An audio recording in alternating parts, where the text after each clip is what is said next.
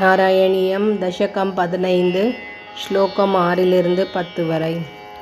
அஹஹ அஹஹ பகுலஹிம்சா பகுலஹிம்சா சஞ்சிதார்த்தை குடும்பம் சஞ்சிதார்த்தை குடும்பம் प्रतिदिनमनुपुष्णन् स्त्रीजितो बाललाली स्त्रीजितो बाललाली विशतिः गृहसक्तो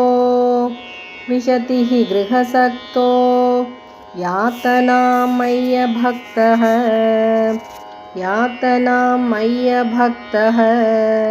कपिलतनुरिति त्वं देवहूत्यै न्यगादीः कपिलतनुरिति त्वं देवहूत्यै न्यगादीः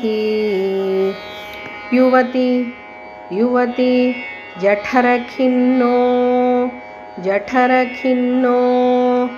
जातबोधोऽप्यकाण्डे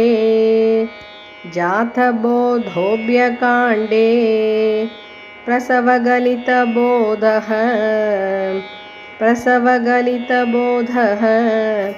पीडयोल्लङ्घ्य बाल्यं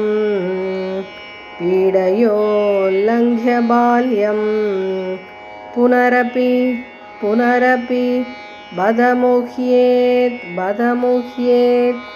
एव तारुण्यकाले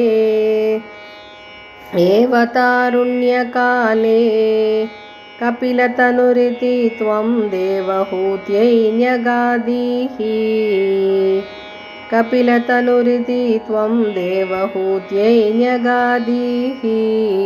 श्लोकास् 6-7 full lines.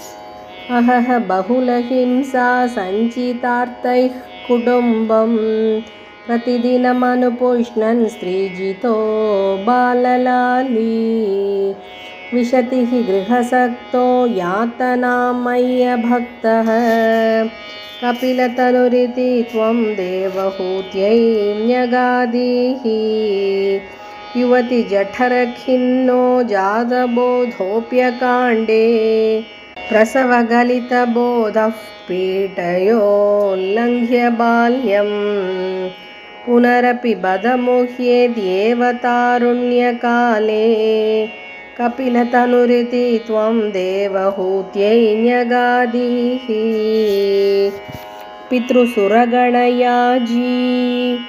पितृसुरगणयाजी धार्मिको यो गृहस्थः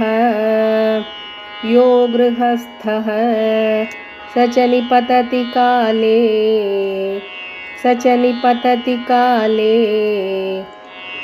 दक्षिणादोपगामी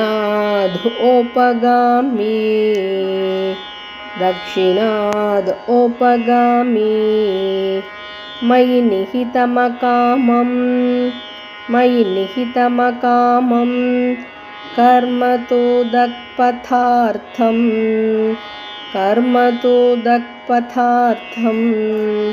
कपिलतनुरिति त्वं देवहूत्यै न्यगादीः.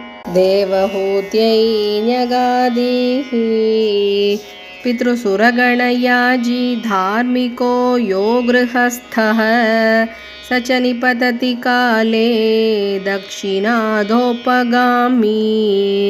मयि निहितमकामं कर्म तु दक्पथार्थं कपिलतनुरिति त्वं देवहूत्यै न्यगादीः. इति सुविदितवेद्यां देवहे देवहूतिं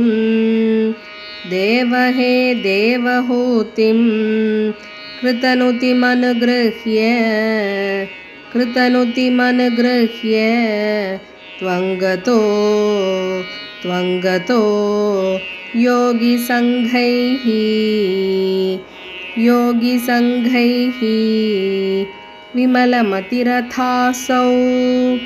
विमलमतिरथासौ भक्तियोगेन मुक्ता भक्तियोगेन मुक्ता त्वमपि जनहितार्थं वर्तसे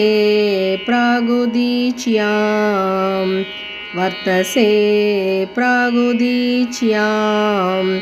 इति सुविदितवेद्यान् देवहे देवहूतिं कृतनुतिमनुगृह्य त्वङ्गतो योगिसङ्गैः विमलमतिरथासौ भक्तियोगेन मुक्ता त्वमपि जनहितार्थौ वर्तसे प्रागुदीच्याम् परम किमु बहुक्त्या त्वत्पदाम्भोजभक्तिं सकलभयविनेत्रीं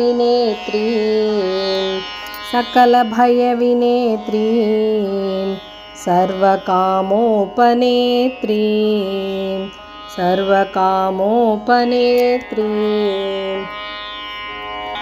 वदसि खलु दृढं त्वं तद्विधूयामयान्मे गुरुपवनपुरेश त्वय्युपाधत्स्वभक्तिं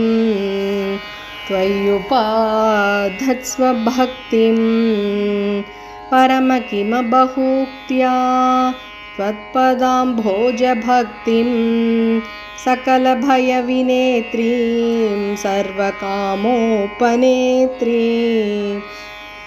वदसि खलु दृढं त्वं तद्विधूयामयान्मे गुरुपवनपुरेश त्वय्युपाधत्स्वभक्तिम् इति श्रीमन्नारायणीये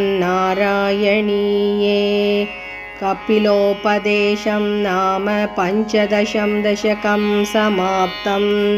नारायणाखिलगुरो भगवन्नमस्ते। सर्वत्र गोविन्दनामसङ्कीर्तनं गोविन्द गोविन्द।